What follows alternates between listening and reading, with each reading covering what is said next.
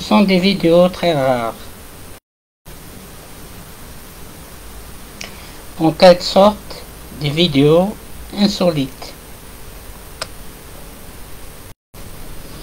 Bien sûr, toujours dans le cadre de qui sommes-nous? Qu'est-ce que nous sommes?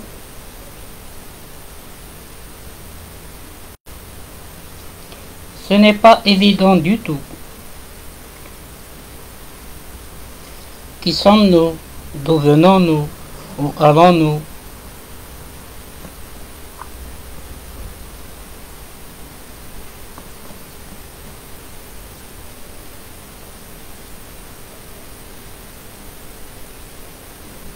Qu'est-ce que c'est un être humain?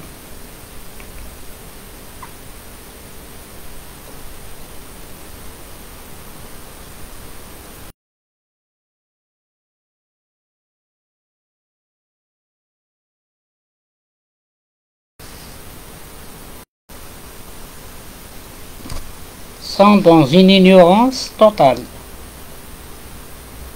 de ce que nous sommes.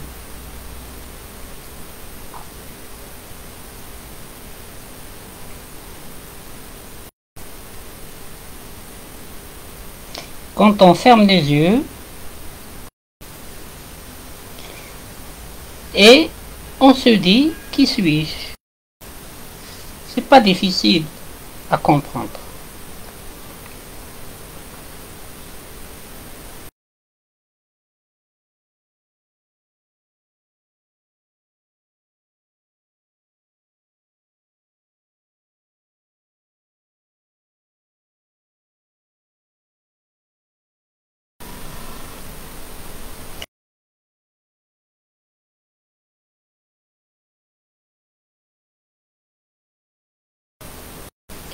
Le disciple s'avança.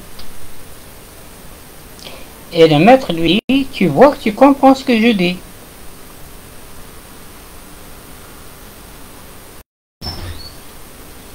Nous sommes d'êtres humains, pour ne pas dire l'esprit humain, et dans une ignorance totale. La totale. C'est tellement voyant, on se demande comment les êtres humains ne s'en aperçoivent pas. C'est stupéfiant.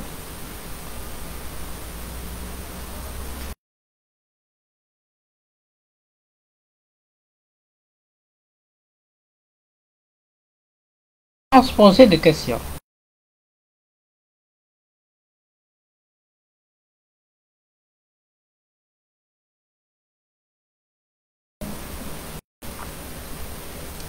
Qui sommes-nous?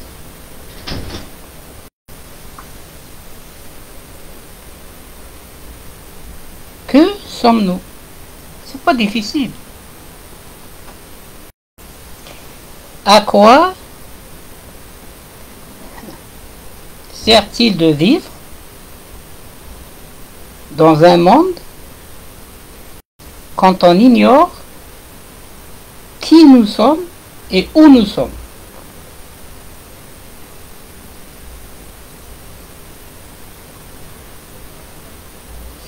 Tout ce qu'on fait à longueur de journée ne sert absolument à rien. C'est-à-dire que les êtres humains sont des fabrications mentales. Incroyable. L'esprit dans l'humain, la conscience est endormie.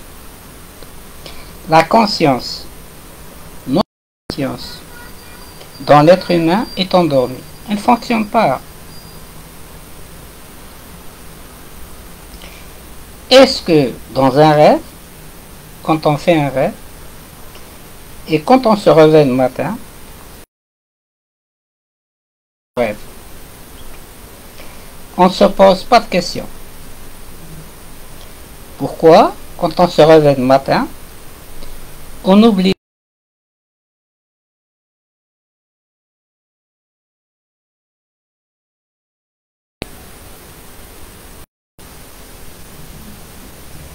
C'est incroyable comment on peut vivre sans rien savoir, ni ce que nous sommes, ni dans lequel nous évoluons.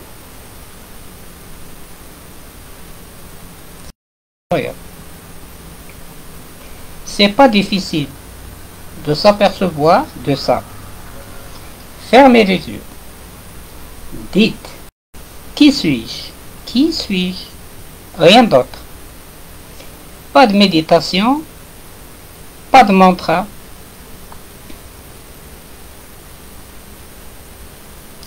Rien d'autre. Fermez les yeux. Dites, qui suis-je? Vous allez vous apercevoir que vous ne savez pas qui vous êtes.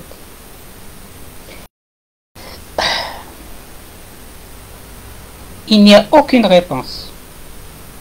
Quand vous dites qui suis-je, il n'y a rien de vide. De quoi sommes-nous conscients?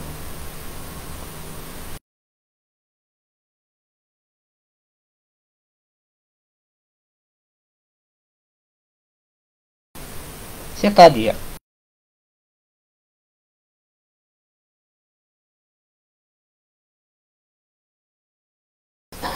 des sens,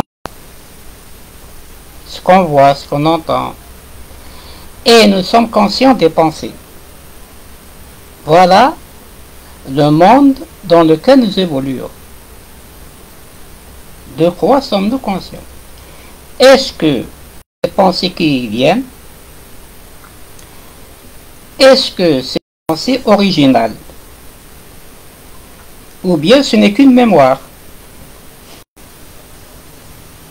Les pensées, la connaissance vient de la mémoire.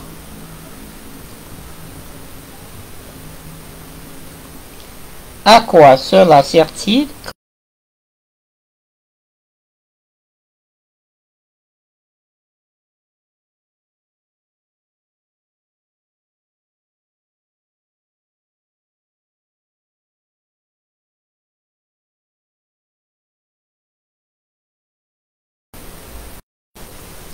C'est pas nécessaire de voir un maître.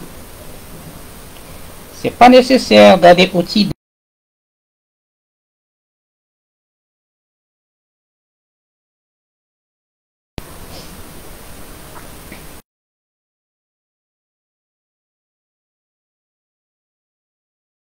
Montréal. Pour un week-end au Québec, vous devez payer 1500 $. Vous êtes assis, vous écoutez. 1500 $. Bernard de Montréal.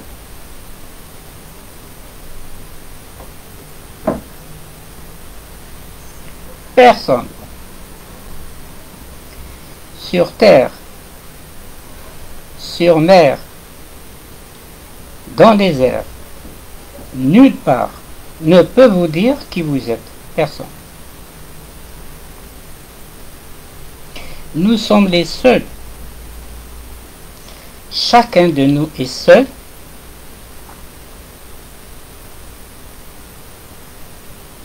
De la connaissance de qui suis-je. Quand on dit qui suis-je, je ne parle pas du corps humain.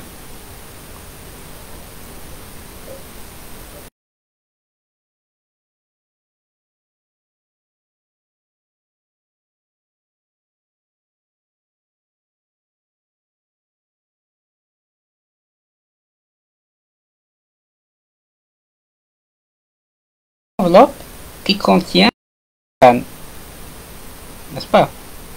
Il y a le cerveau.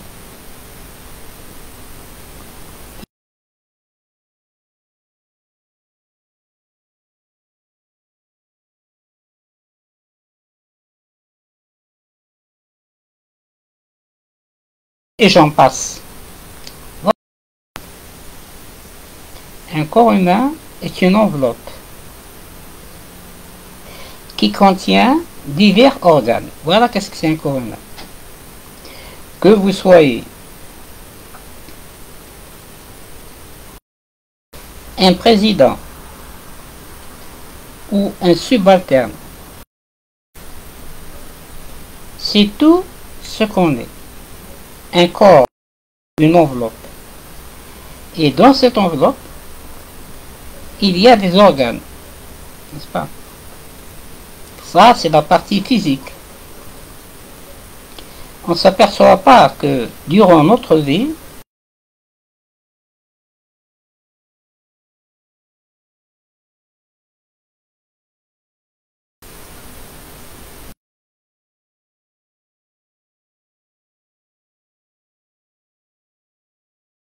le matin, on boit son café, on se rase, on s'habille, ce sont les activités du corps. Et puis on va au travail. Ok? On exécute un certain travail. Et puis on revient à la maison. On mange, on se repose, toujours le corps humain. Qui mange? Qui se repose? Si vous êtes malade, par exemple, vous vous occupez de votre maladie. Par exemple, mon cas, je suis diabétique, le diabète. Malheureusement pour moi, je passe mon temps à m'occuper du diabète.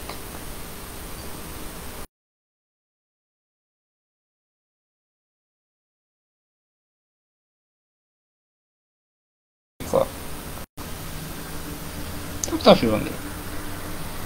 On ne s'occupe que de notre corps.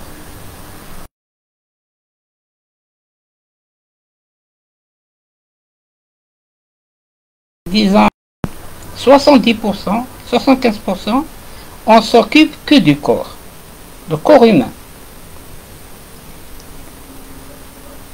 Dites-moi, qu'est-ce qu'il y a dans le corps dans lequel on peut dire c'est moi? C'est moi. Vous êtes le corps? Comment est-ce possible? Vous êtes l'intestin? Vous êtes le poumon? Prenez mon exemple, je suis diabétique. Le pancréas, l'organe. Le pancréas ne fonctionne plus. Si j'étais le corps, est-ce que j'aurais de diabète? Non.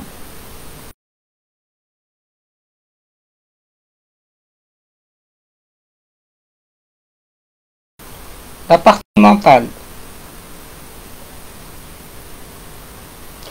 À chaque instant, à chaque seconde, à chaque millième de seconde, on ne fait que penser. Les pensées viennent derrière l'autre. Et je peux vous dire que la vitesse de propagation de la pensée, d'après les maîtres, dépasse la vitesse de la lumière. Quand il y a une pensée et il y a une deuxième pensée, sa vitesse dépasse la vitesse de la lumière. C'est-à-dire, c'est fait pour qu'on puisse pas s'éveiller. C'est comme un gars qui vous donne des baffes. Il vous donne des baffes rapides. Et vous n'arrivez pas à voir clair. Vous recevez tout le temps des baffes. Et pourtant,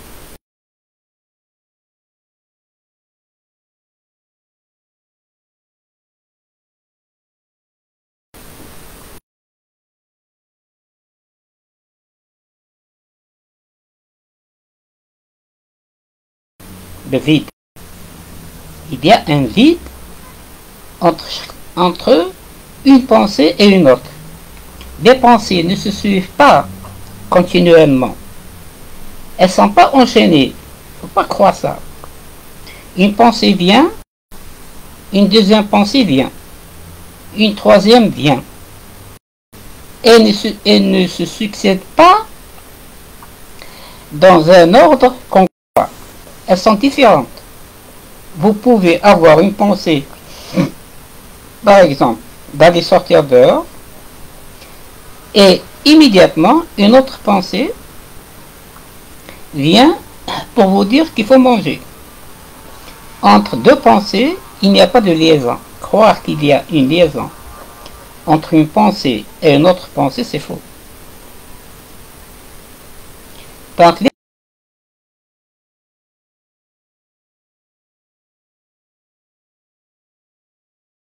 merci, il ne parle que de ça. Les pensées viennent de la mémoire. Elles ne viennent de nulle part. Ne cherchez pas à dire j'ai des pensées déviées.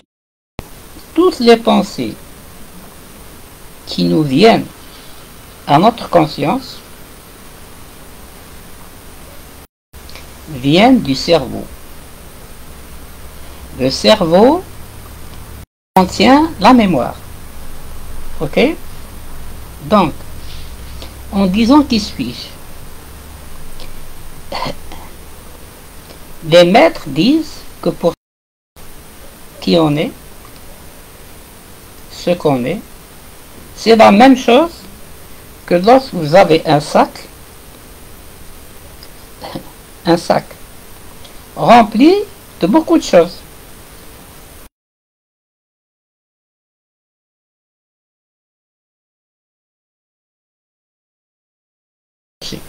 Vous jetez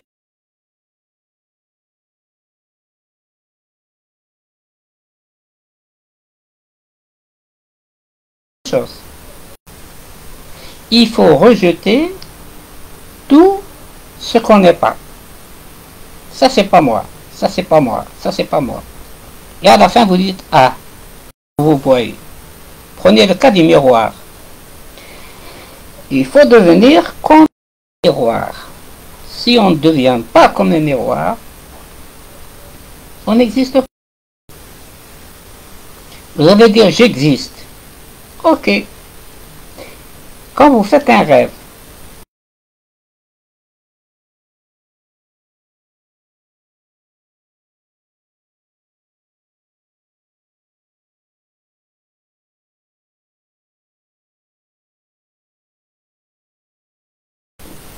c'est impossible.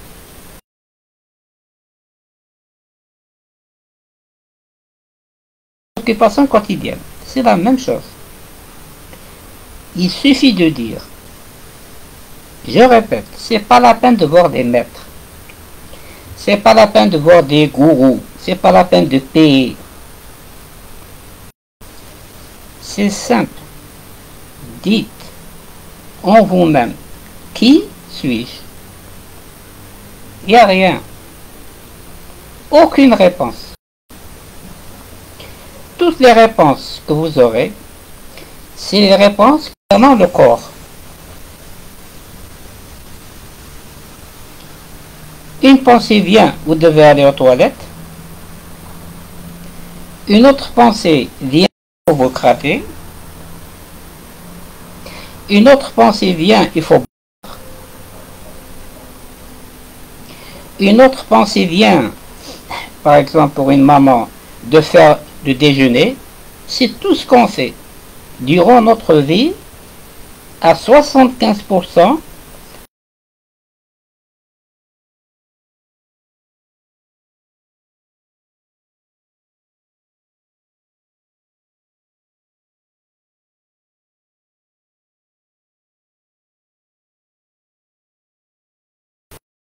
Pas à se soigner, à soigner le corps.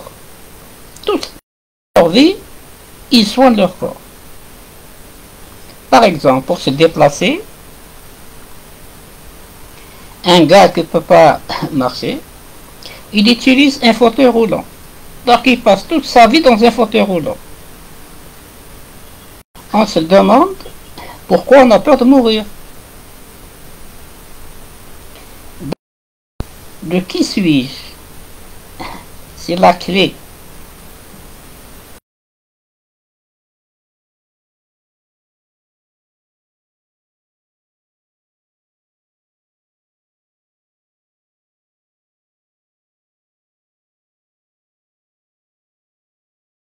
Vous n'êtes pas ce que vous pensez que vous et il s'en fout. Il y a des vérités impossibles à transmettre. Tellement les êtres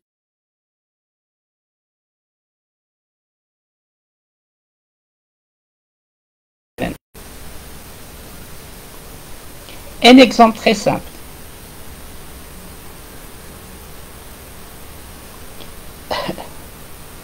Une journée est composée de 24 heures. Personne ne peut dire c'est faux. Chaque journée, elle a 24 heures. Pas plus. De côté, des minutes, des secondes, le temps qu'il fait. Ok? Pour ne pas nous embourber. Une journée a 24 heures. Et puis rebelote. Dans ces 20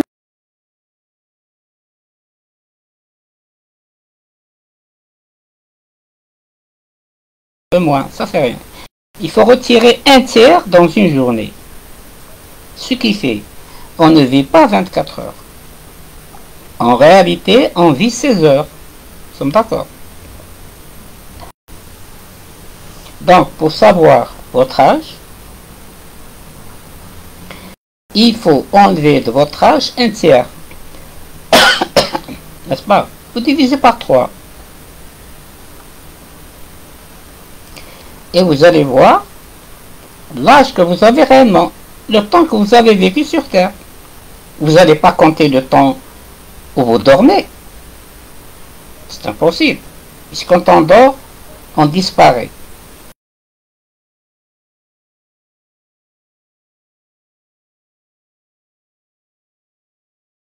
Et vous saurez exactement l'âge que vous avez. Je prends un exemple très simple. Un gars, il a 21 ans. Ok? Il dit j'ai 21 ans. Mais c'est faux. 21 ans, c'est faux. Il faut retirer un tiers. Ok? Donc 10 ans, vous retirez... en réalité, si on peut dire 3 fois 8, 24. En réalité, on a 16 ans. Parce que l'âge, c'est l'âge que vous avez vécu. Tout ce dont vous n'avez pas vécu, vous n'êtes pas. Donc il faut retirer un tiers de votre âge pour savoir le vrai, véritable que vous avez. Donc, dans notre vie,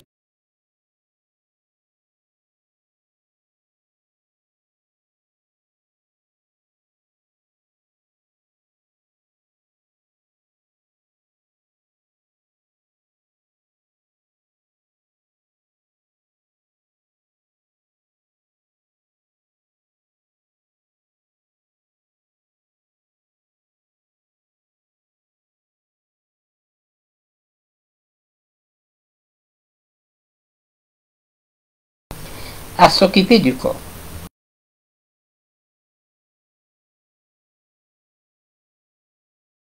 Les 3 quarts de notre existence, on ne s'occupe que du corps.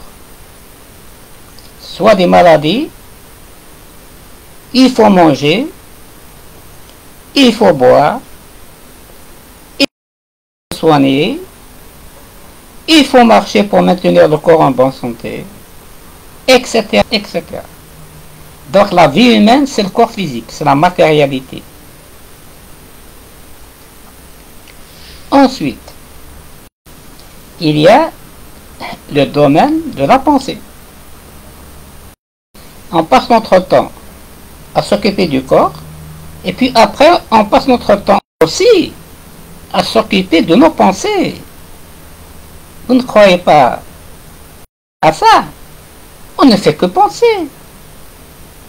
Est-ce que vous pouvez rester quelques secondes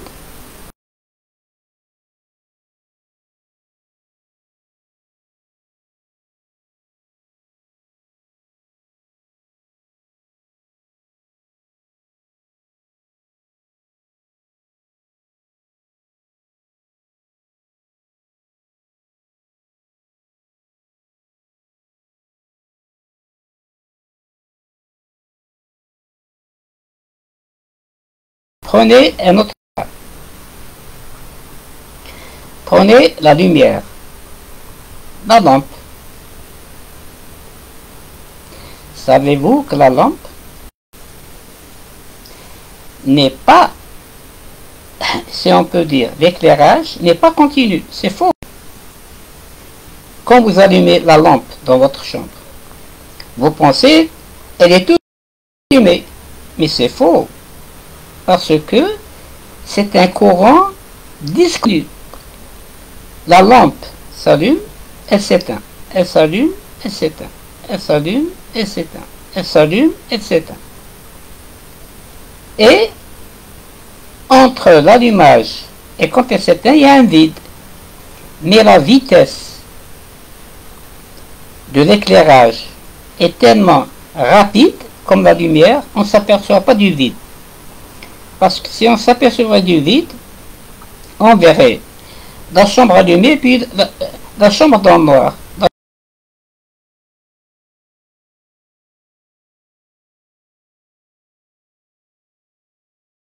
Tout le temps dans la lumière. C'est faux, n'est-ce pas?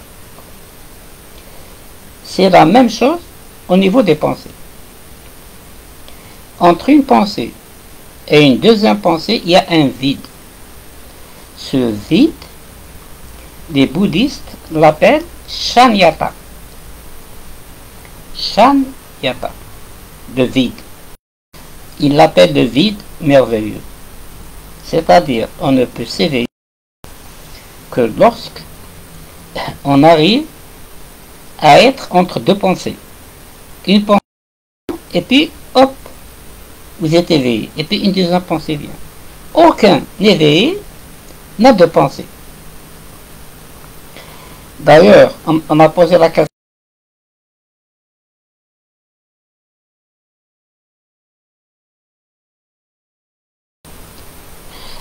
Quels sont les signes? Bernard de Montréal a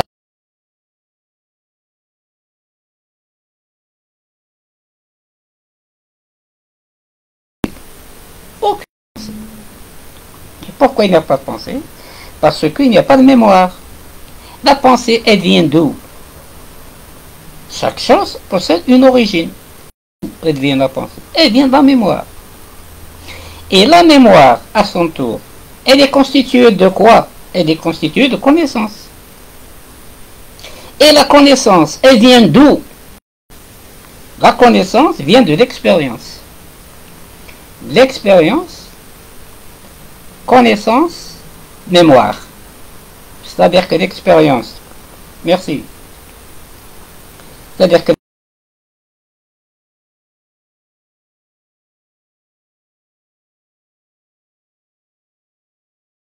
par exemple, vous mettez votre main dans une flamme, au départ vous ne savez pas. Personne.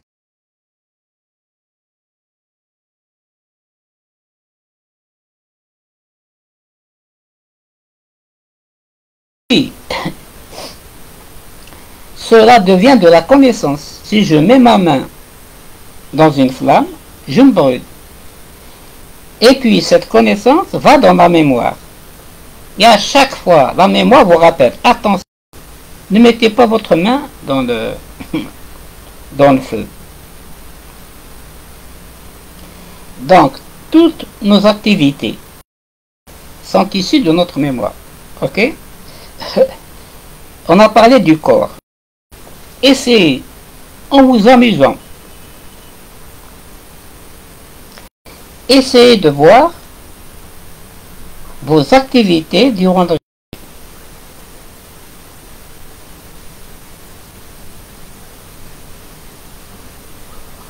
Qu'est-ce que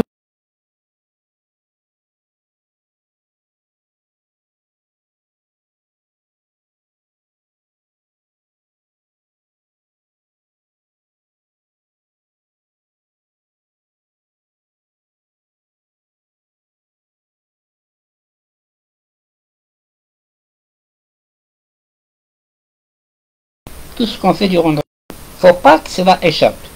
Et je vais vous expliquer pourquoi c'est important d'être conscient de ce qu'on fait durant la journée. Donc, Osho préconise d'être conscient de nos activités journalières. Après, d'être conscient de nos activités mentales. À quoi on pense toute la journée. De quoi est constitué notre paysage mental. Il faut en être conscient. Et selon Osho, si on arrive à être conscient de nos activités physiques durant la journée, de nos activités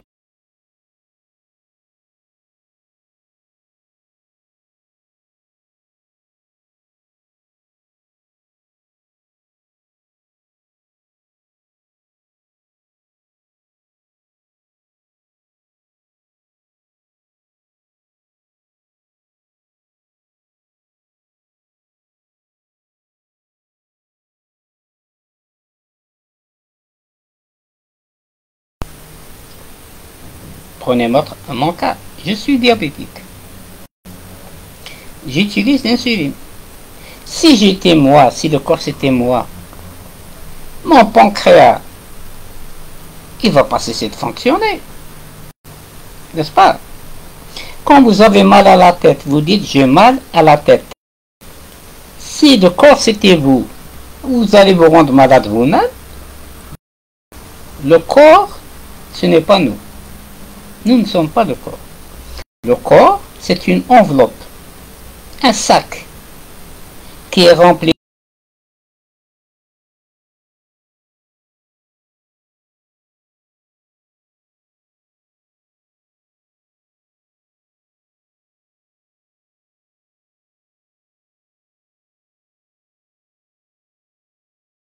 etc. Mais laissons de côté tout ce plan-là. Si on parle de chakra, la première chose qu'on peut dire, si on dit le corps astral, on va vous répondre immédiatement, est-ce que vous avez vu le corps astral? Est-ce que vous l'avez touché, le corps astral? Si vous parlez de la quatrième dimension, la cinquième dimension, on vous répondra aussitôt, montrez-moi, prouvez-moi que la quatrième dimension existe. Donc, vous ne pouvez pas pour l'instant. Mais le corps, on peut en discuter. Si vous me dites, qui suis-je? Ce que je suis, c'est le corps, je vous dis, prouvez-moi. Prouvez-moi que vous êtes le corps. Si vous êtes le corps, vous êtes maître de votre corps. Pourquoi vous tombez malade? Un exemple. Pourquoi vous tombez malade? Si c'est vous, vous n'allez pas vous rendre malade pour le plaisir. Autre chose, quand vous avez faim, est-ce que c'est vous qui a décidé d'avoir ça? Vous voulez manger. Qui décide?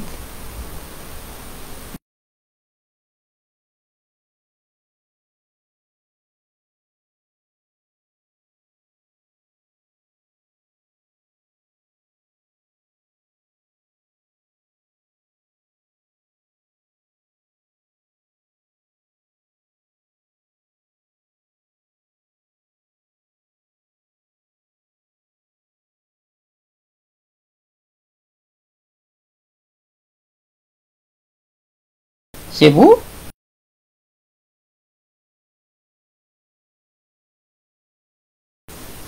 Vous dites ensuite j'ai soif et vous buvez. Donc vous n'êtes pas le corps. Le corps vous commande. Le corps est le maître. Ce n'est pas vous qui êtes le maître. Vous n'êtes non seulement pas le corps, mais c'est lui qui vous commande. Un exemple? Ok. Prenons les toilettes, les aisselles, pour aller aux toilettes. Vous êtes assis tranquillement, hop, il y a une incitation à aller aux toilettes. Essayez de contredire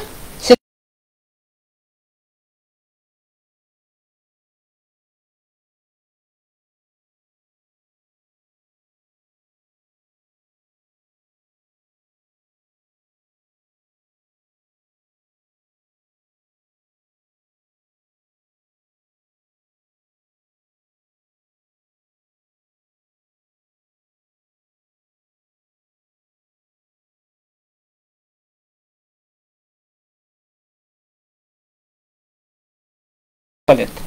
Et vous obéissez gentiment. Vous allez aux toilettes. Et puis le corps, à n'importe quel moment, il vous dit de repasser aux toilettes. Parce que des fois, on va plusieurs fois aux toilettes, pas une seule fois. D'ailleurs, durant la nuit, on urine plusieurs fois. Donc, le corps est le maître. La première chose à savoir. Le corps est le maître. Et nous sommes son esclave obéissant. Et nous, entre guillemets, nous. Qu'est-ce que c'est ce nous? Descends de côté.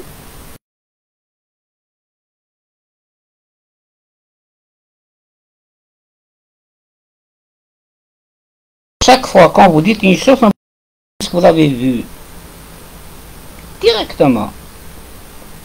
Ok? Aussi, pour l'instant, quand je dis nous, on laisse ça de côté pour l'instant. Je dis nous. Ok?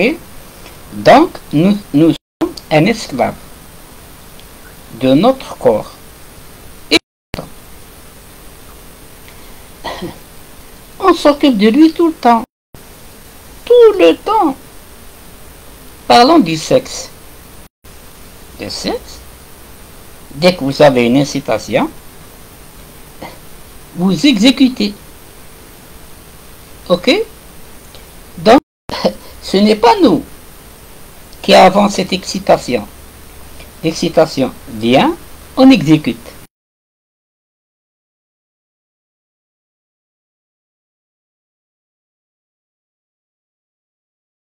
Je suis le maître. C'est impossible. On peut vous piquer simplement, quelqu'un vous met une aiguille, vous sursautez. Essayez de ne pas bouger. Les hôpitaux, des cliniques, c'est quoi? On soigne quoi dans l'hôpital? Vous ne vous êtes jamais demandé. Qui est dans les hôpitaux? Des êtres humains. Si les êtres humains, si l'être, si on peut dire, n'était pas le corps, pourquoi ils iraient à l'hôpital? Pourquoi vous allez alors pas vous soigner? Pourquoi vous ne vous soignez pas vous-même si vous êtes le corps? Donc la première chose à savoir, c'est que le corps humain est le maître, et le corps humain, ce n'est pas nous. Nous ne sommes pas le corps. Je ne suis pas le corps que vous voyez. C'est pas moi. C'est pas moi parce que je suis incapable de faire quoi que ce soit. C'est le corps qui me donne des instructions. Tu vas aller aux toilettes.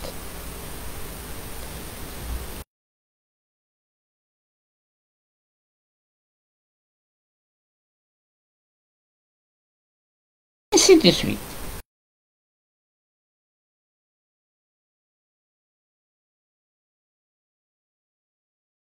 C'est la partie visible de l'iceberg. Vous connaissez l'iceberg? Qu'est-ce que c'est? Dans la mer, parfois, vous voyez un rocher sortir de la mer. Tout le monde sait que c'est la partie immergée qui est plus grande. Ok? C'est-à-dire que les 75% ou les 90% du rocher que vous voyez dans la mer, il se trouve sur la mer. On peut dire que la partie que l'on voit, c'est nous, à peu près. La conscience, la psyché, l'esprit, n'est-ce pas? Donc, nous ne sommes pas le corps. Et pourtant, durant toute notre existence,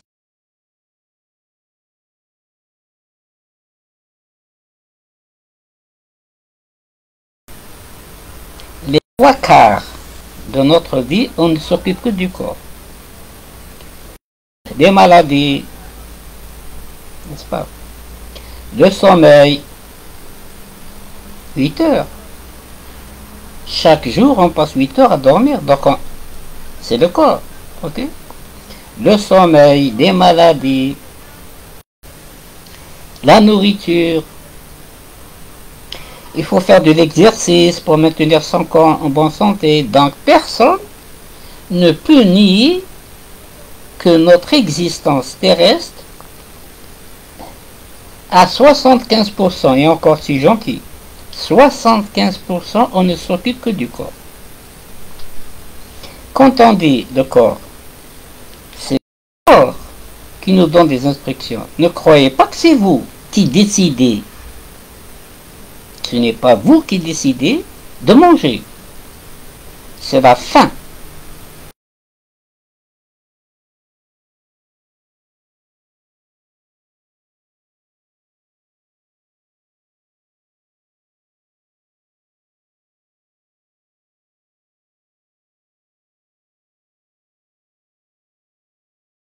La première chose, je dis bien les esclaves.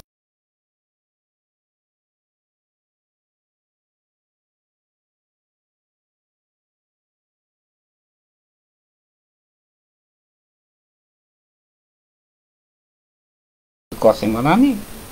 Donc le corps, tyran de maître.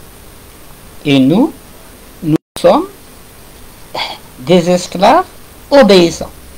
On obéit de force.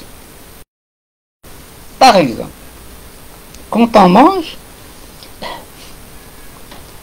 on fait des plats intéressants.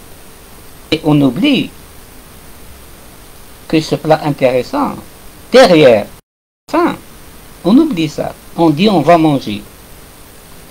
Mais c'est la qui nous oblige à aller manger. Ok? Donc il y a une nuance à comprendre. On prend le coup.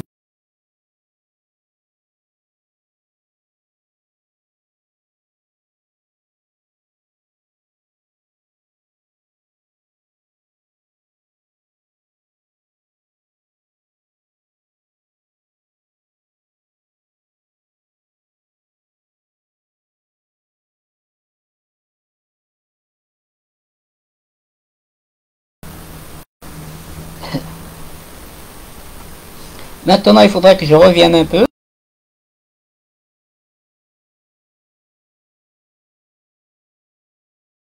C'est l'éveil, etc. Il faut être conscient de tout ce qu'on fait avec le corps humain. Ce n'est pas nous. Le corps humain, ce n'est pas nous. Donc, il faut être ce que le corps fait. Ok? Sinon, vous allez vous attribuer ce que fait le corps. Je vous donne un exemple. Quand on se déplace en marche, vous marche, c'est faux. C'est le corps qui marche. Ce n'est pas vous. Ok?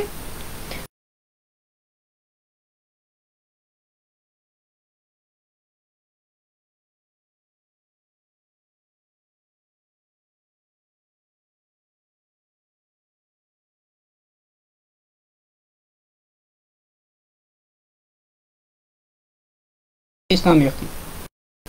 Jiddu Krishnamurti. Dans toutes ces vidéos, il en a des milliers.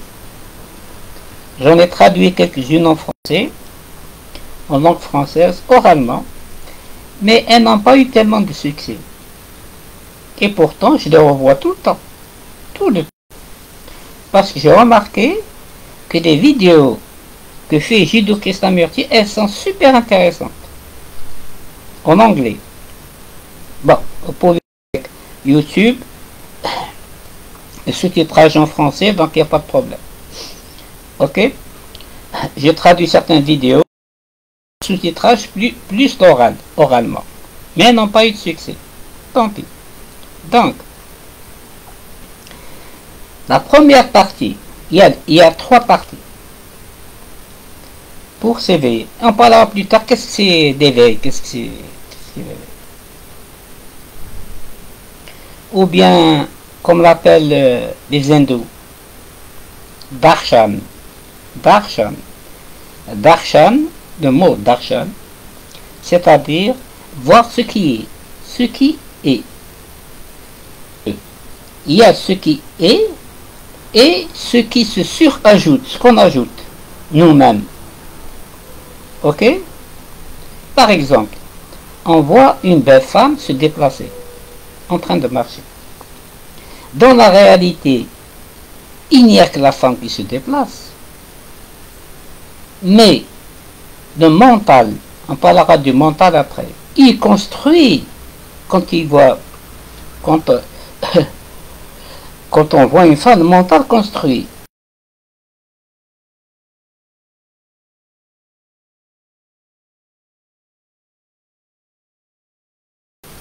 Un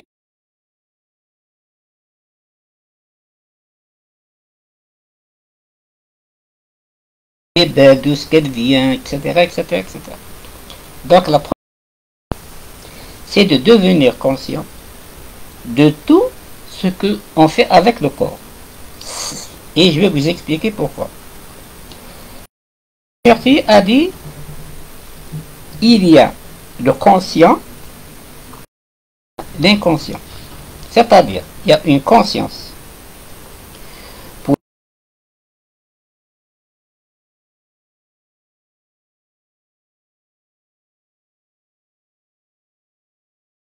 On l'appelle l'inconscient.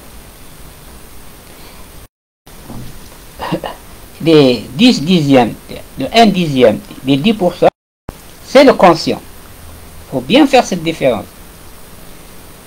Cette conscience existe. Les 90% de la conscience, de notre conscience, elle s'occupe de toutes les exécutions du corps. Ok? On l'appelle l'inconscient. Jiddu Krishnamurti. Selon d'autres, comme nous n'en pas, et d'autres, le subconscient. C'est-à-dire, on est composé d'un subconscient, 90%, et d'inconscient, 10%. Et encore, c'est même pas 10%. Disons 10%.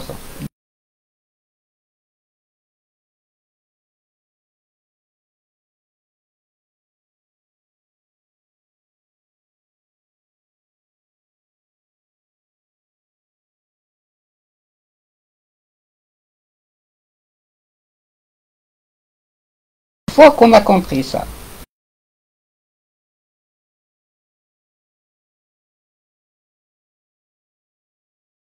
la conscience qui est inconsciente et vous l'appropriez. Il faut l'apprendre. Quand on devient conscient, par exemple, quand on se lave le visage. D'habitude, on lave le visage, on ne fait pas attention. Rapide, etc. Mais ça a une grande importance. Très grande importance. Pourquoi? Parce que quand vous êtes conscient que vous lavez le visage, vous enlevez à votre inconscient une partie du pouvoir. Au lieu d'avoir les 10% de la pensée, vous avez 11%. Et petit à petit, en devenant conscient de nos activités durant la journée, on grignote la conscience qui est inconsciente. On récupère et on devient de plus en plus conscient, jusqu'au point où on devient 100% conscient. Et c'est l'éveil, vous vous éveillez. Parce qu'on n'est pas éveillé, parce qu'on est inconscient. Pourquoi on n'est pas un Bouddha? Pourquoi on n'est pas éveillé? Il faut se demander pourquoi. Pourquoi je ne suis pas éveillé? Pourquoi je suis endormi? Parce que la conscience, je n'ai que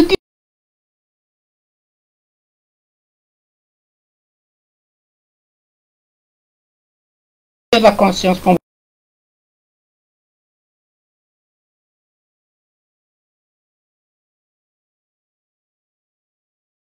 fait durant la journée, des activités du corps, quand ça reste de l'inconscience, on ne peut pas s'éveiller. Comment vous voulez vous éveiller?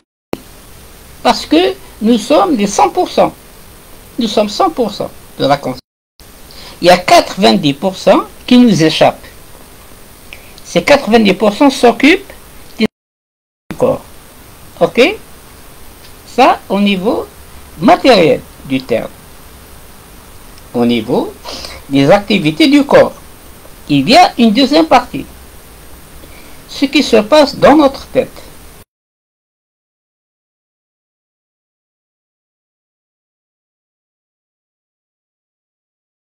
Vitesse des pensées.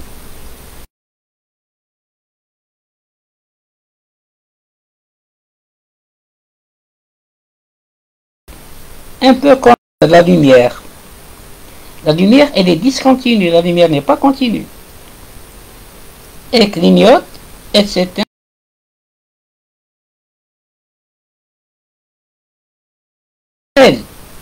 Qu'on voit la partie vide entre deux lumières.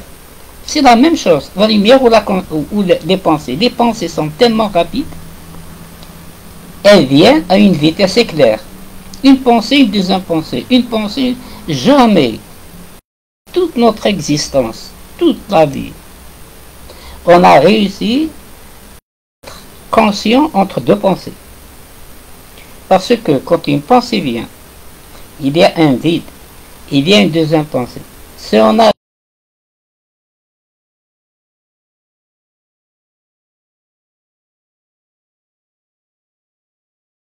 toute notre vie, on ne fait que penser. Cette pensée, la non-pensée, comme l'appellent les maîtres zen, c'est l'illumination, ne pas penser. Et les pensées viennent de notre mémoire. Et notre mémoire est localisée dans le cerveau. À son tour, c'est la mémoire. Mémoire, cerveau, ça vient de l'essence. Et la connaissance vient d'essence. Et l'essence vient de l'expérience.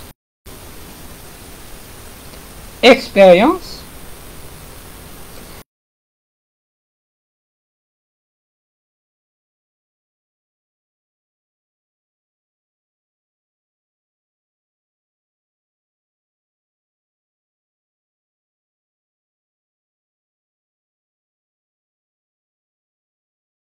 de nos activités.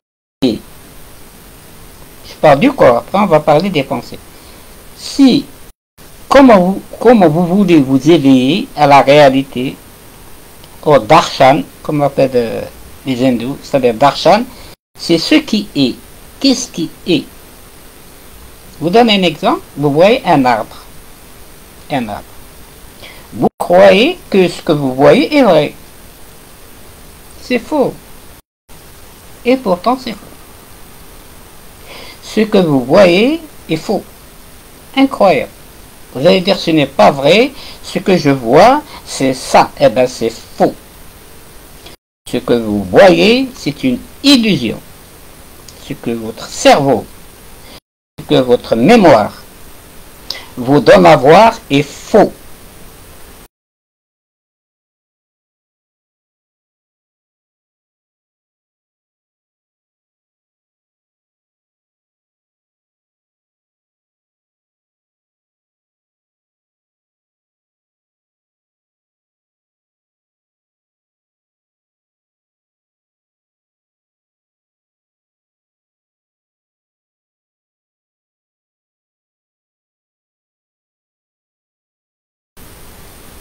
Je dis enfin, je vais savoir.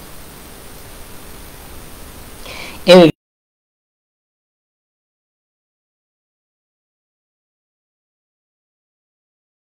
s'il vous plaît, un gars, qu'est-ce qu'on a? Dites-nous ce que vous, qui êtes éveillé, voyez à la place de l'arbre.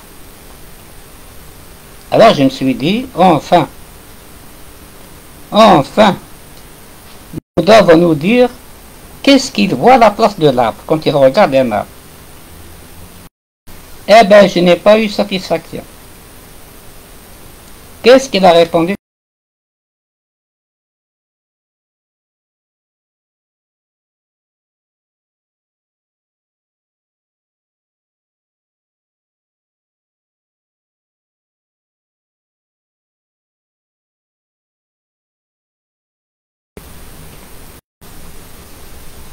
C'est-à-dire, il faut trouver soi-même. Il n'a pas répondu à la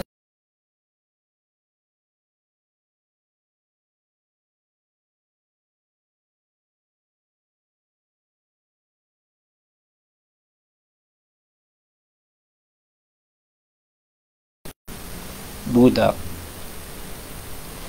Aucun être né d'une femme ne peut vous montrer la réalité. C'est impossible. La réalité de ce qui est réellement le darshan, ce qui est réellement, n'est dévoilée qu'à titre individuel. Personne, si quelqu'un vous dit je vais vous montrer la réalité, c'est faux, il ne peut pas. La réalité ne peut se voir que par soi-même. C'est ça le problème. Le problème, il est là, aucun.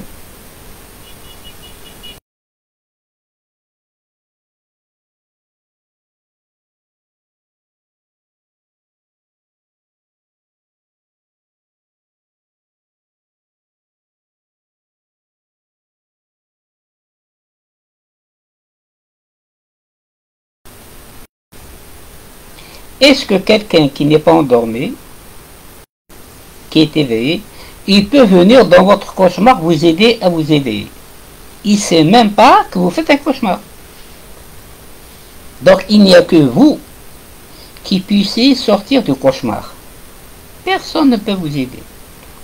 Malheureusement, les maîtres disent je vais vous montrer, vous allez vous éveiller. Écoutez ce que je dis. C'est faux. Il y a un gars qui s'appelle Mouji.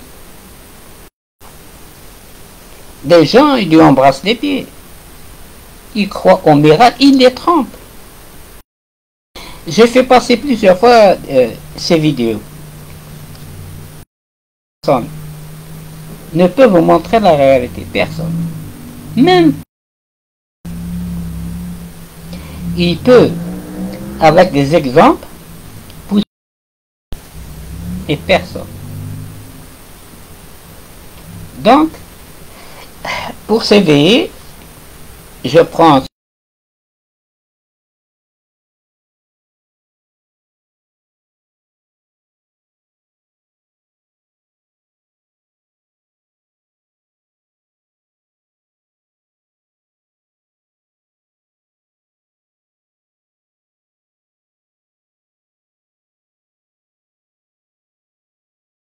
vous soyez conscient de tout. Rien n'est inconscient. Un exemple. Vous allez boire de l'eau. De l'eau. Attention.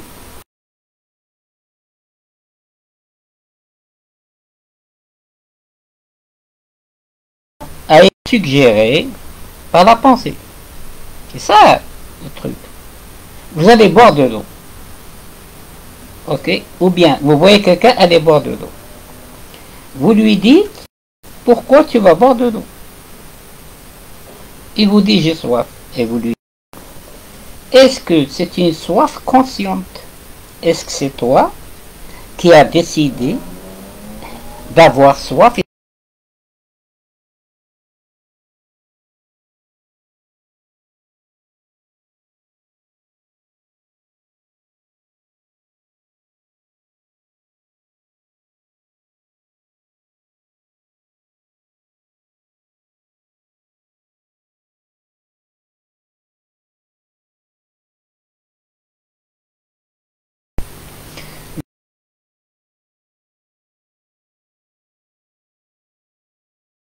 Exécuter. Et vous dites, j'ai faim.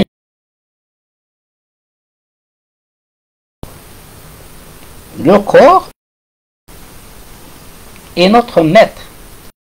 Tant que on ne s'aperçoit pas que le corps humain est notre maître, on s'en sortira jamais. Comment vous voulez vous en sortir?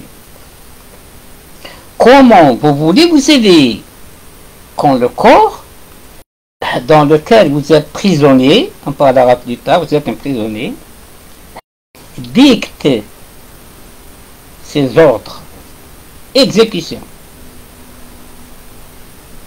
Donc, la première partie, c'est de devenir conscient de tout ce qu'on fait avec notre corps physique. Il y a beaucoup de choses, il y a le sexe, il y a la nourriture,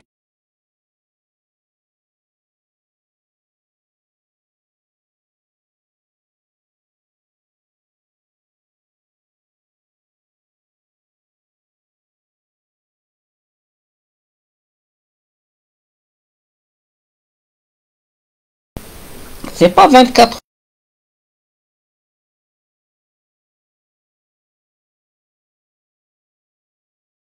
Terminé. Vous n'êtes conscient ni du corps, ni de vous-même, ni de personne. 8 heures vous échappent. Il ne faut pas dire 24 heures. Dans 16 heures.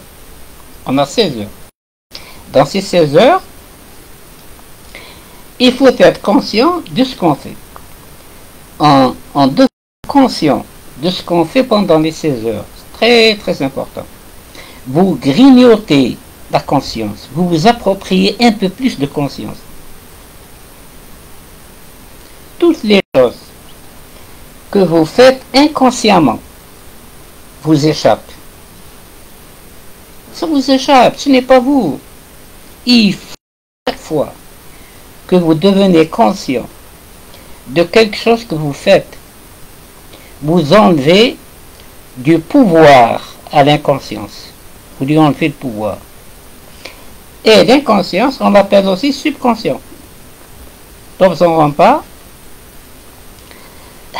appelle l'inconscient subconscient. Et le subconscient, pour pouvoir lui prendre des miettes de conscience, il va lutter à 100%. Il fait tout pour que vous restiez inconscient. Donc, Zoran a dit, il ne vous donnera pas une miette, même si vous le suppliez. Toutes les choses que vous devez faire,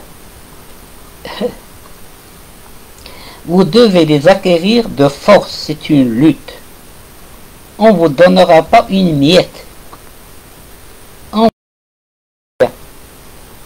Quand on devient conscient qu'on mange, c'est déjà bien. Parce que l'inconscience,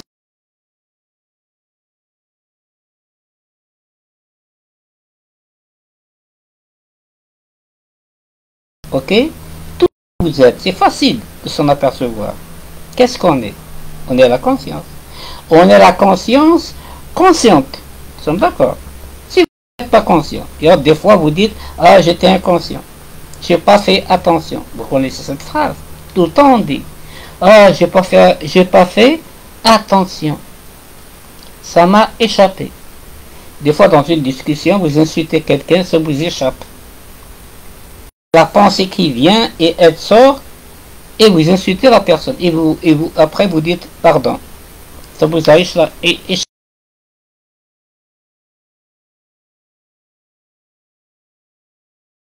faut être conscient de la partie active de notre existence, c'est-à-dire les 16 heures. Ok? C'est la partie corporelle. Quand on va aux toilettes, quand on lave, ok, quand on mange, même quand on parle, il faut être conscient de ce qu'on dit. Ok? Avec le temps, chaque jour, vous enlevez l'inconscience. Au lieu d'avoir 10%, vous allez avoir 20%, 30%. Quand vous atteignez 80%, vous pouvez vous éveiller d'un seul trait. Ah mon Dieu, mais où est-ce que j'étais? Ok? Ça, partie active corporelle. Ok? On va passer à la deuxième partie, la partie mentale. C'est très difficile. Je vous l'accorde. Déjà la partie physique, c'est un problème. On va arriver à la partie mentale. Et pour comment vous allez vous éveiller quand vous n'êtes pas le maître de vos pensées? Dites-moi comment.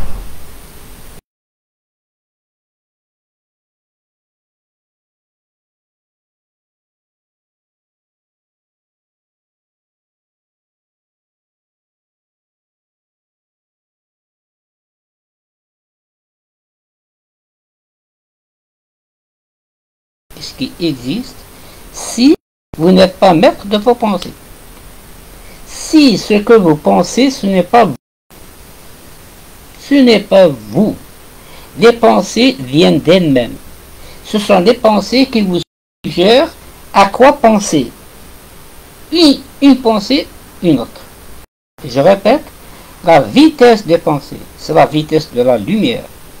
Alors, pour pouvoir être conscient du changement de pensée, quand une pensée vient une autre, elles n'ont pas de lien entre elles. Vous ne pouvez jamais oublier, les pensées n'ont pas de lien entre elles. Une pensée invite, elles n'ont pas de lien. Ne croyez pas que la pensée, elle est continue.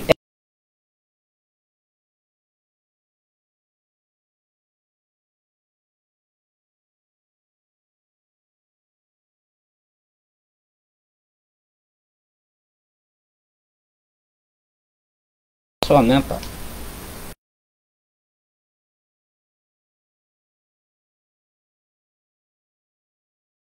Du changement des pensées. Mais ce n'est pas tout. Il y a des pensées, il y a des émotions. Qu'est-ce que c'est une émotion? Okay. Il y a les peurs, et j'en passe. Au niveau mental. La peur, c'est au niveau mental. La pensée, c'est au niveau mental. Les émotions, c'est au niveau mental. Vous êtes d'accord sur ça? Ça, c'est au niveau mental. Il y a la partie physique. Vous allez boire de l'eau, ce n'est pas mental. Vous allez boire de l'eau, c'est le corps qui vous suggère. N'est-ce pas? J'ai soif et vous allez boire. Ce n'est pas la même chose qu'une émotion. Ok? Une émotion n'appartient pas au corps. Ok? L'amour, par exemple, ne vient pas du corps. Donc il y a la partie physique et il y a la partie mentale. Donc, il faut pouvoir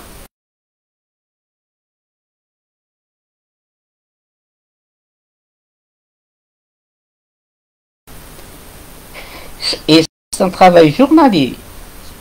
Travail journalier. Il y a la partie corporelle et la partie mentale. Il faut voir ce que vous faites. Il faut devenir conscient de ce que vous faites durant la journée de 16 heures et non 24 heures. Parce que vous dormez 8 heures. On s'entend bien. Et puis, il faut être de ce qui se passe dans la tête. Des pensées qui viennent, des émotions qui viennent.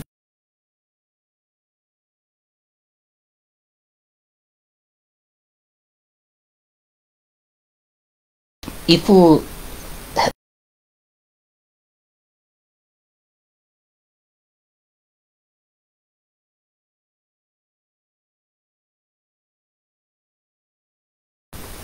il arrive un moment, comme disent des maîtres, tout d'un coup,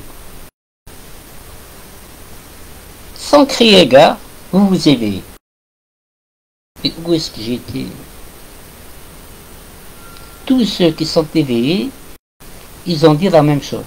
Bon Dieu de bon Dieu, bon Dieu, mon Dieu, comment je me suis fait avoir? Tous ils disent comme ça. Bon Dieu, qu'est-ce que j'ai fait? Et un Bouddha. Et quand vous vous éveillez, vous ne pouvez pas après revisiter. Vous allez me dire comment? Quand on fait un rêve, on se réveille le matin. Est-ce que vous...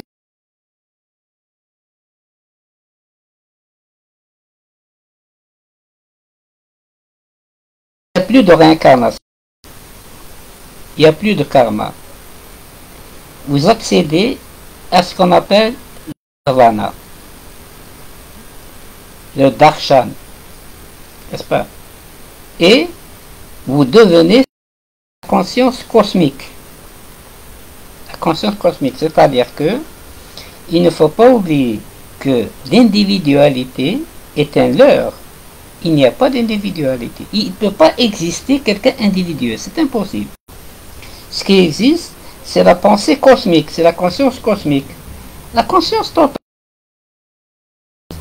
Mais croire que vous allez exister à titre individuel dans cette conscience cosmique, dans cette conscience divine, c'est un leurre.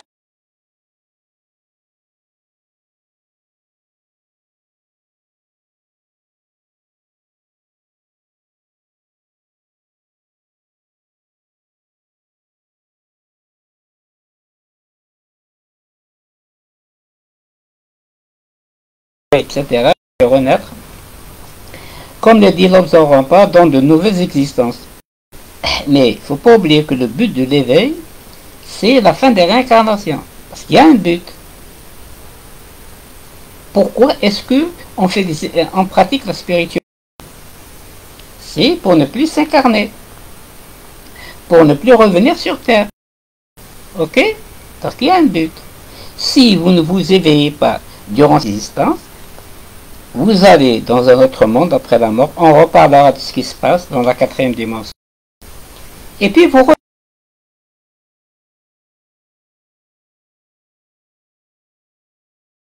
reviendrez.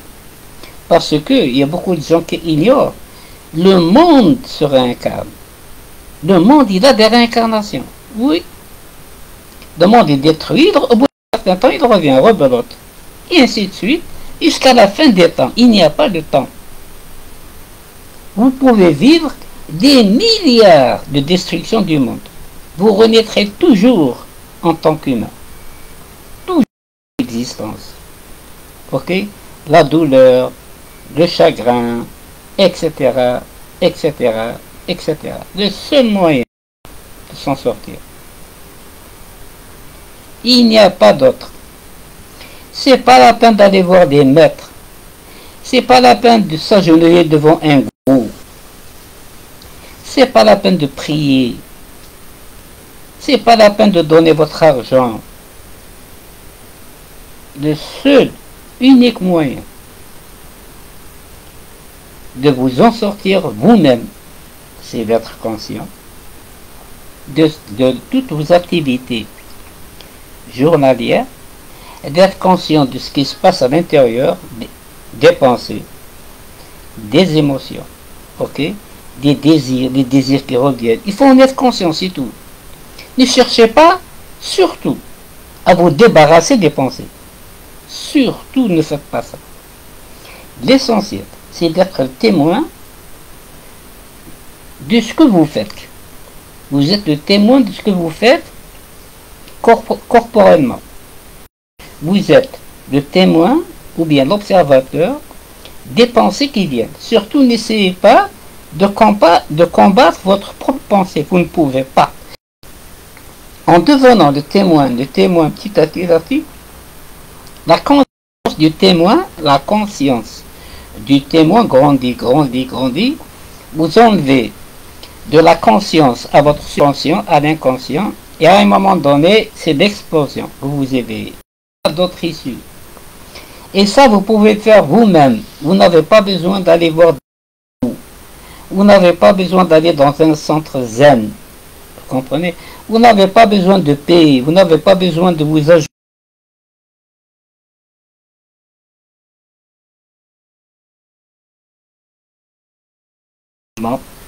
Okay. De ce que vous faites mentalement, de ce que vous pensez. Vous grignotez de la conscience. Avant, vous étiez un peu conscient. Petit à petit, vous augmentez en conscience.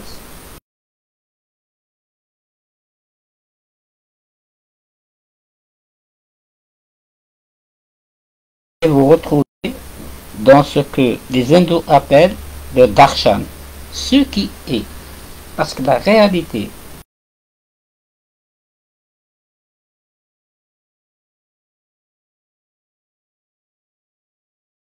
c'est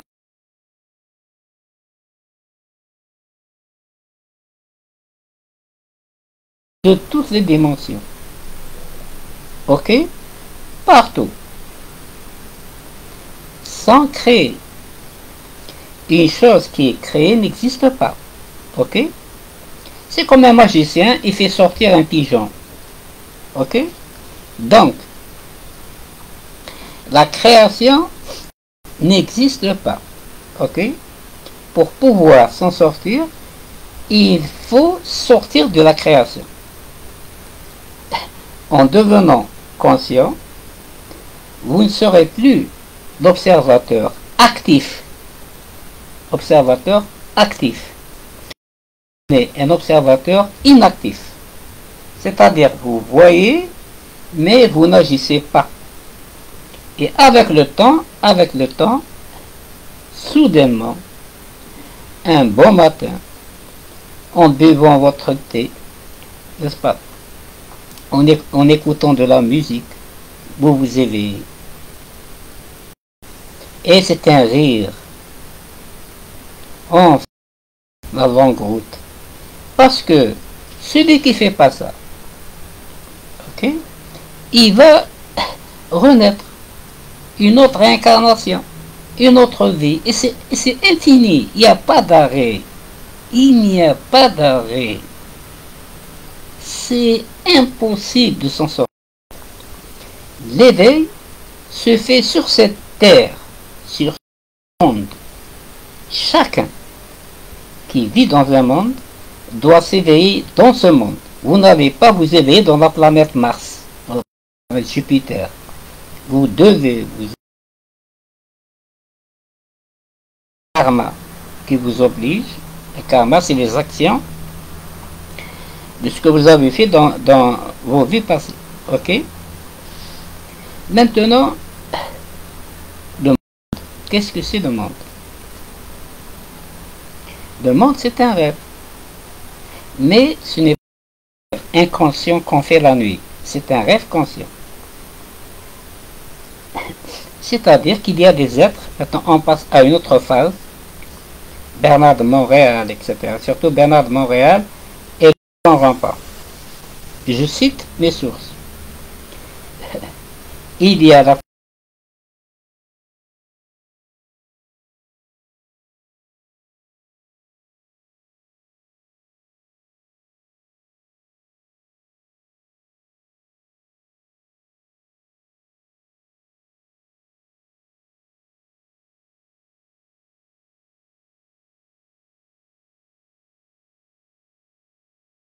la quatrième dimension.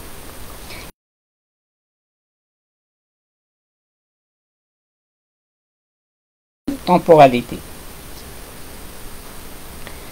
Bon, je laisse de côté ce que vous allez faire après votre mort. Ok? Il y a le livre J'ai vécu après la mort. Il vous explique tout. Et puis après, au bout d'un certain temps, vous revenez. Il y a des êtres vivant dans la cinquième dimension qui fabriquent la fabrique de destin. Aussi incroyable que cela peut paraître. Aussi démentiel que cela puisse vous paraître. Nos existences sont fabriquées de A à Z. On ne fait qu'animer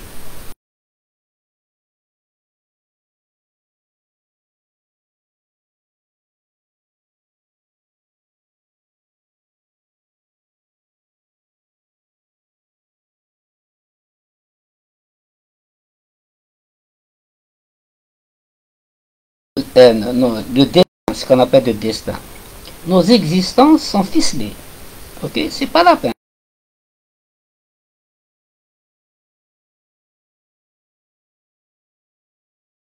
Pourquoi? Personne ne peut vous faire exister. C'est impossible. Donc, nos existences sont des cassettes vidéo et disent notre vie, ma vie, votre vie. On les a choisis. Nous, il n'y a personne qui nous a forcés. Croire qu'on nous a forcés, c'est faux. Quelqu'un à qui on force à vivre une existence, c'est seulement ceux qui se sont suicidés. Ces informations que je vous dis maintenant, je les tiens de l'Obson Rampart.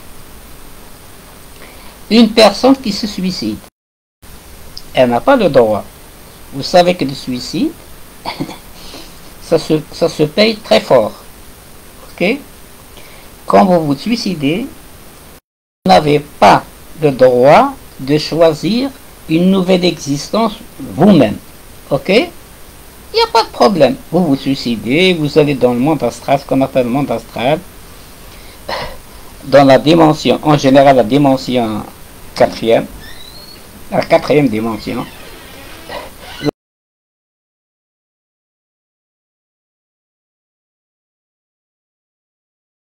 Moment où on vous ramène sur Terre. La différence entre celui qui s'est suicidé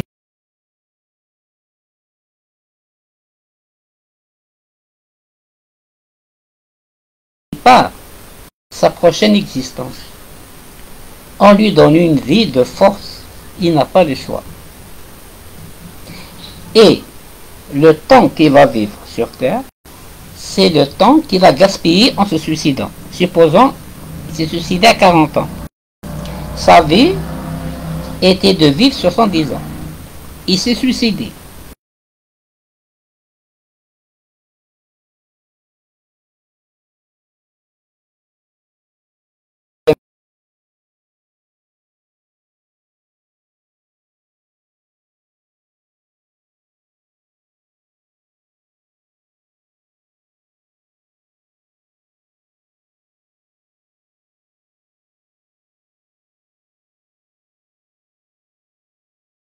Être conscient des activités mentales.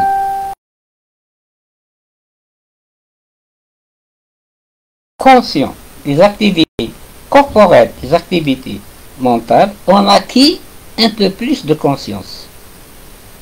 Vous grignotez. Au lieu d'être conscient, par exemple, vous devenez 2%, 3%, 4%, et vous allez vivre mieux. Ok?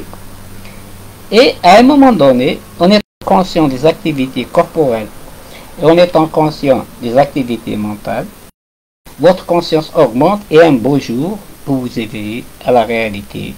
Alors il n'y a plus de réincarnation, plus d'existence. C'est le fameux nirvana. C'est la joie d'être. Vous devenez une conscience cosmique, ce qu'on appelle la conscience cosmique. Vous faites partie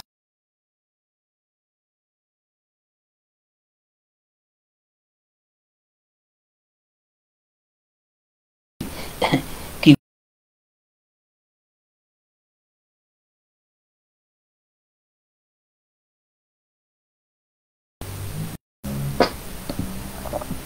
maintenant, il faut être conscient de deux choses. C'est que nos existences sont tracées d'avance. Ok? C'est la première chose. C'est pas la peine de croire. C'est nous qui agissons. On n'agit pas, on anime les existences. On ne vit pas une vie.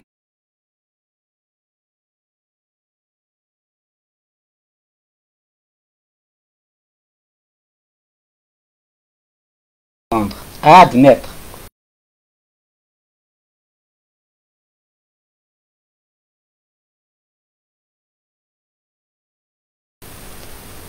D'accord. Vous entendez des paroles. Mais il n'y a personne. Il n'y a personne. Ce que je suis en ce moment où je vous parle, ce que je suis un témoin.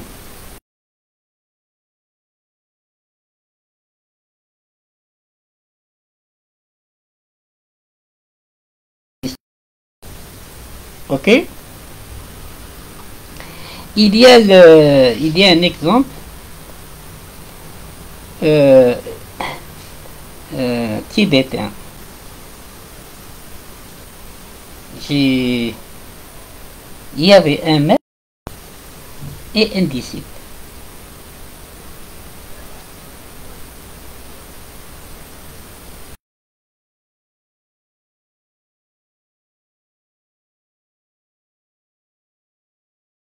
Un livre tibétain.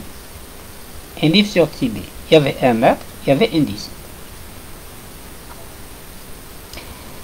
Un jour, le maître tibétain amena le disciple avec lui dans la forêt. Ils sont partis donc dans la forêt, le maître et le disciple. Dans la forêt, il y a une cage. Le maître dit il y a une cage et il y a dans la cage il y avait un singe.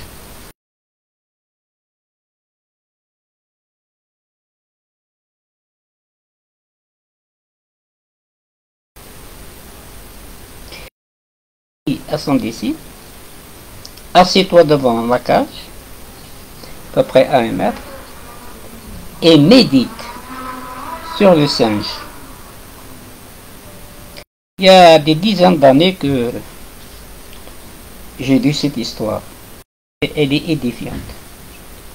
Suivez bien de l'histoire. Le disciple s'assoit donc, les jambes croisées, une cage où il y avait un singe dedans, et il commença sa méditation. Le maître lui dit, il faut méditer sur le singe. Le disciple dit, ok, et le maître part.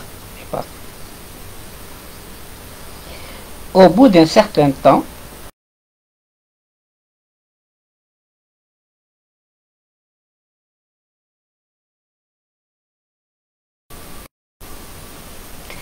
il l'appela par son nom et lui dit, viens maintenant, on va partir. Le disciple répondit au maître, je ne peux pas. Le maître dit au disciple, pourquoi tu ne peux pas venir avec moi? Le disciple répondit, mais tu ne vois pas? Le maître s'étonna, il dit, qu'est-ce qu'il y a? Mais le disciple répondit, mais tu ne vois pas que je suis dans la cage? Je suis enfermé? C'est-à-dire que le disciple, en méditant sur les singes, il s'est identifié au singe. Et donc, comme il s'est identifié au singe, il est devenu le singe, donc il était dans la cage. Vous comprenez? Alors le maître, qu'est-ce qu'il a fait? Il a tapé des mains et le disciple s'est réveillé. Il s'est réveillé non qu'il était dans la cage, il était toujours assis. Donc, cet exemple de cette méditation, c'est notre existence même. On s'est identifié avec notre corps. C'est incroyable que cela puisse paraître. On est devenu le corps. Et pourtant, on peut vous démontrer de toutes les manières possibles que nous ne sommes pas le corps. On n'est pas le cerveau, on n'est pas le foie, on n'est pas le pancréas. On peut vous démontrer tout ce que vous voulez. Toujours, vous êtes identifié, vous êtes le corps. Quand vous parlez, vous dites « je parle ». Quand vous mangez, vous dites « je mange ». Ok? Donc, la première chose qu'il faut se rendre compte, c'est que on n'est pas le corps. Et notre existence elle-même est déjà ficelée d'avance. Il n'y a pas il n'y a pas quelqu'un, il n'y a pas un jeu qui vit une existence. Si je regarde parmi ceux qui nous suivent, Emmanuel, Nicole, Véronique, Annie et Pat Padou. Ok? Le nom que vous avez, c'est un nom donné à la naissance. Mais ce nom, on l'a donné au bébé. Mais le bébé est mort. Après, c'est l'enfant qui est venu. Ok? L'enfant est mort. Après, c'est l'adolescent qui est venu. L'adolescent est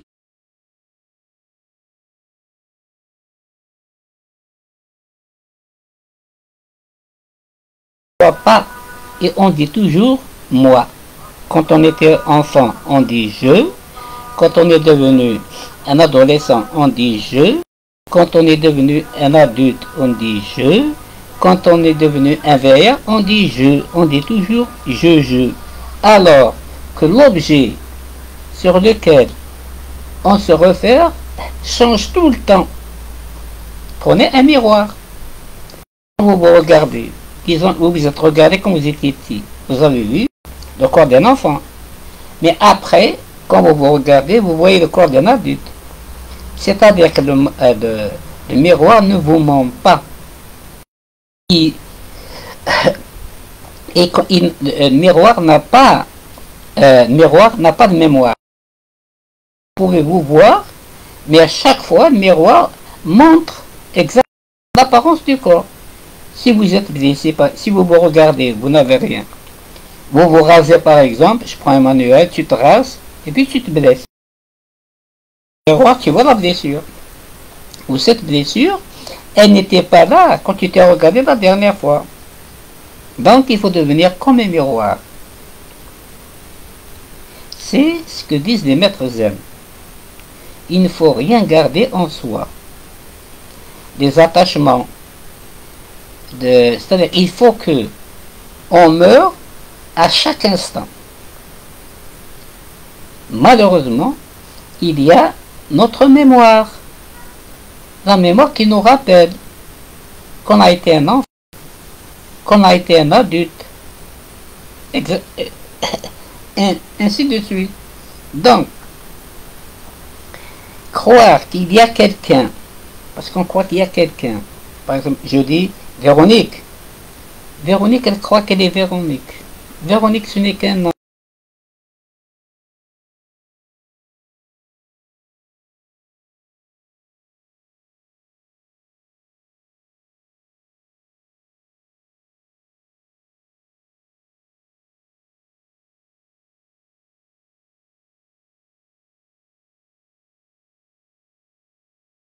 Tu es une psyché. Ah non, si. Nous sommes des consciences, nous sommes la psyché. Mais on s'est identifié avec le corps. Ok? C'est l'histoire que je vous ai racontée sur la cage où était un singe. Le méditant s'est identifié avec le singe. Il est devenu le singe. C'est la même chose. Le monde lui-même, il se transforme tout le temps. Jamais le monde n'est le même. À chaque instant, le monde change. Ok? Et celui qui croit qu'il vit une vie, c'est faux. C'est incroyable de ce qui se passe. Donc, il faut tout simplement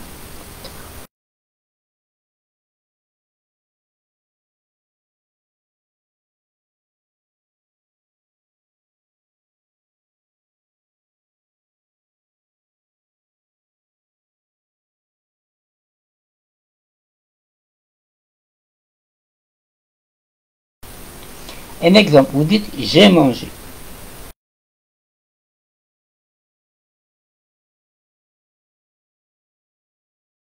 Qui a mangé? Il y a la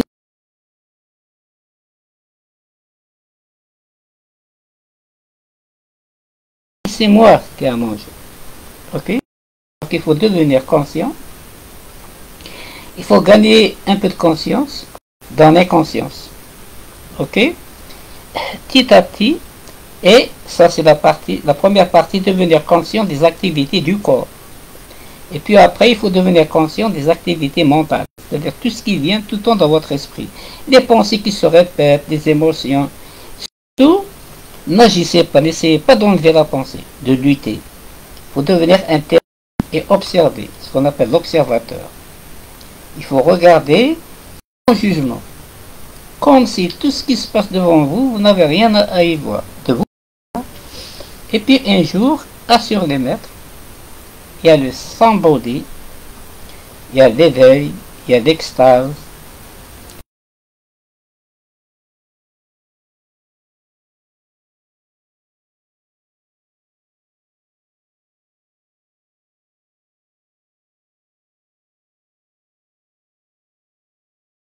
Voilà.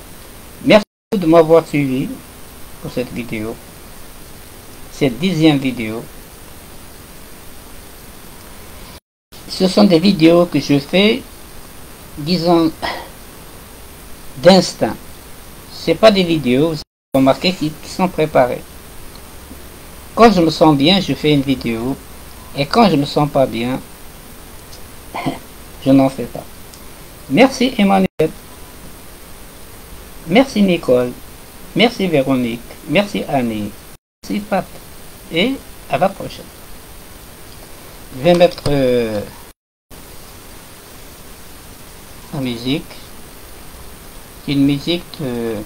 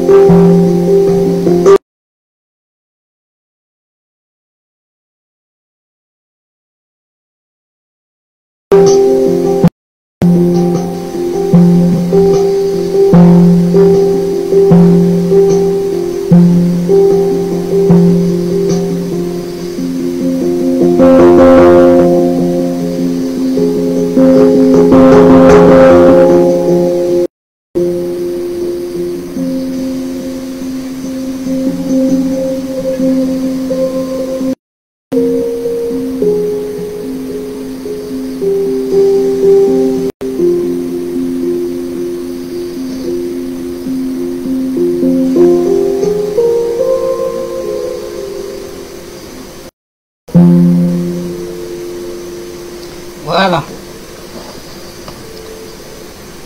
À la 11e vidéo. Bonne soirée à toutes et à tous.